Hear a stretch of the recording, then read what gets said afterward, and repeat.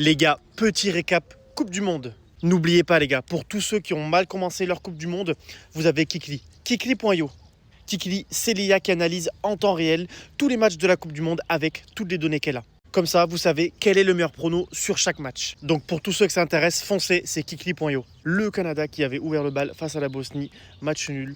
En vrai, j'ai pas vu le match, j'ai pas grand chose à dire. Par contre, j'ai vu que c'était le premier point de l'histoire du Canada en Coupe du Monde.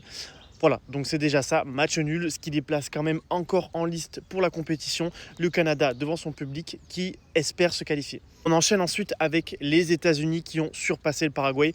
J'ai vu que la première mi-temps parce que je me suis endormi juste derrière.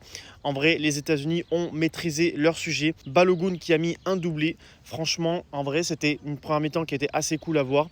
Les États-Unis qui se sont montrés ambitieux, avec du pressing, des phases offensives et des fois des jeux en triangle. Donc en vrai, c'était surprenant. Les États-Unis qui commencent super bien leur Coupe du Monde devant tous leurs supporters et aussi plein de superstars. Le prochain match, les gars, ça va être le Qatar contre la Suisse.